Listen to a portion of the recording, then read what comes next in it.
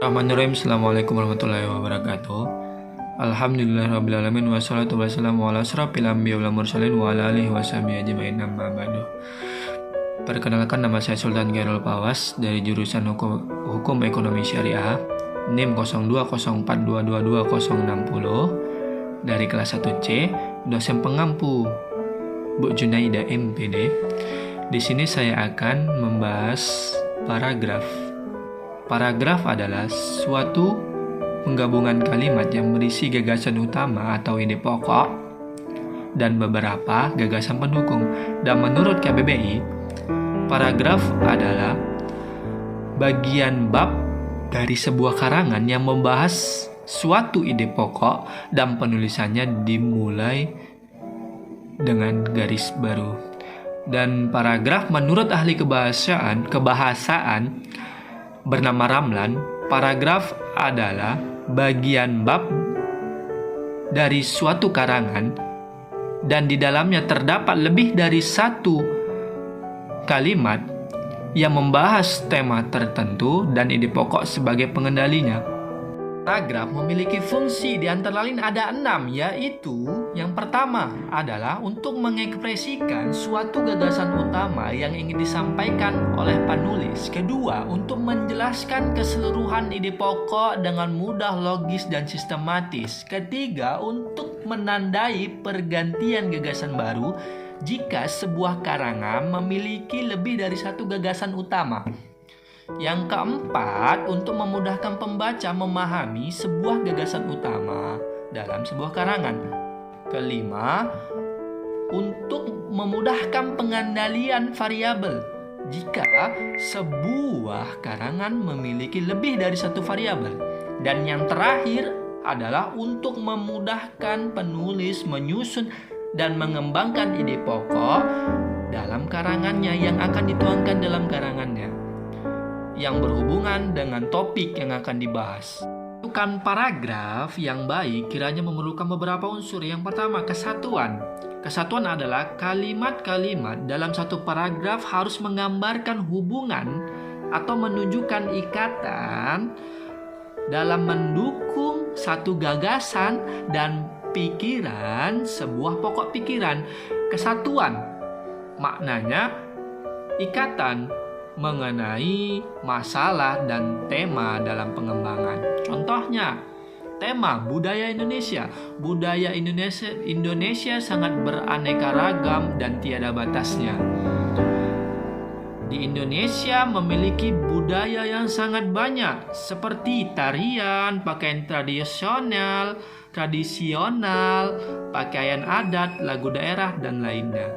Banyaknya budaya di Indonesia memiliki semboyan Bhinneka Tunggal Ika, berbeda-beda tetap satu jua yang dipersatukan oleh bahasa Indonesia. Yang kedua, koherensi adalah kekompakan antara kalimat yang satu dengan kalimat lainnya. Koherensi atau perpaduan yang baik harus memiliki timbal balik dengan kalimat yang satu dengan kalimat lainnya. Misalnya dari awalnya temanya keindahan alam Indonesia, berarti dalam satu paragraf itu harus membahas keindahan alam Indonesia. Terakhir, unsur pembuatan paragraf yang baik adalah pengembangan. Gambaran dalam kesatuan dan penyatuan akan jelas terlihat dalam sebuah pengembangan paragraf. Jenis paragraf berdasarkan isi dibagi menjadi 5. Yang pertama, narasi. Yang kedua, deskripsi. Yang ketiga, eksposisi. Yang keempat, argumentasi. Dan yang terakhir adalah persuasi. Yang pertama, narasi adalah paragraf yang menceritakan atau mengisahkan suatu kejadian atau peristiwa. Bentuk ini mementingkan urutan kejadian dan tokoh Sudarno dalam hikmah. Contohnya, Sultan berjalan cepat menuju pintu, merasa khawatir seseorang akan memergoki kedatangannya di rumah. Dengan pelan-pelan dia membuka pintu itu. Ia begitu terkejut ketika pintu terbuka. Seorang kakek berwajah buruk. Kakek memergoki Sultan di hadapannya. tanpa berpikir panjang, ia langsung bersalam dengan kakeknya, meminta maaf karena telah pulang malam di rumah. Yang kedua, deskripsi. Paragraf yang menggambarkan suatu objek sehingga pembaca seakan bisa melihat, mendengar, atau merasa objek yang digambarkan itu. Contohnya, Medan setelah ditata rapi, banyak suara, burung berkicau, jalan yang begitu rapi, tong sampah yang banyak untuk mengurangi polusi sampah atau plastik. Seperti itu contohnya. Yang ketiga, eksposisi adalah paragraf yang menginformasikan suatu teori, teknik, kiat, atau petunjuk sehingga orang yang membacanya akan bertambah wawasannya. Ciri-cirinya ada informasi. Argumentasi paragraf yang mengemukakan suatu pendapat beserta alasannya. Ciri-cirinya ada pendapat, ada alasan. Yang kelima, persuasi adalah paragraf yang mengajak, membujuk, atau mempengaruhi pembaca agar melakukan sesuatu. Ciri-cirinya ada bujukan atau ajakan untuk berbuat satu. Contohnya, seharusnya H1C membantu membangun suatu peradaban yang milenial di UINSU. Ayo kita ke UINSU, karena UINSU adalah juara Universitas Islam di Medan.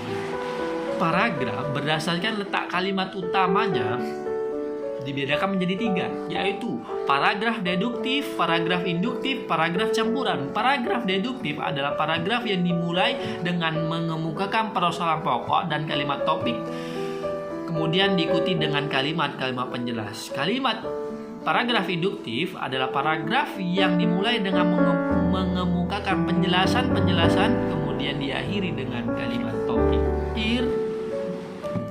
Berdasarkan tata letak utamanya adalah paragraf campuran. Paragraf yang dimulai dengan mengemukakan persoalan pokok atau kalimat topik, kemudian diikuti kalimat-kalimat penjelas dan akhirnya dengan kalimat dan diakhiri dengan kalimat topik. Kalimat topik ada pada akhir paragraf merupakan penegasan dari awal paragraf. Paragraf berdasarkan fungsinya terbagi menjadi 3 juga, yaitu paragraf pembuka, yang kedua paragraf pengembang, dan yang terakhir paragraf penutup. Yang pertama, paragraf pembuka disebut juga paragraf pendahuluan. Paragraf ini berisi ancang-ancang atau arahan tentang apa yang akan diuraikan atau dibahas pada bagian isi wacana. Kedua, paragraf pengembang. Disebut paragraf pengembang karena paragraf ini berfungsi mengembangkan isi wacana, merupakan pengembangan ide-ide atau subtopik pembicaraan. Dan yang terakhir adalah paragraf penutup. Paragraf penutup ialah paragraf yang mengakhiri sebuah uraian, bisa mengandung bermacam-macam maksud atau isi seperti kesimpulan, uraian, saran atau harapan, penegasan, kritikan, dan rangkuman isi uraian atau resume. Adalah pembahasan saya dalam materi paragraf. Kurang lebihnya saya mohon maaf. Wal akhirul kalam. Assalamualaikum warahmatullahi wabarakatuh.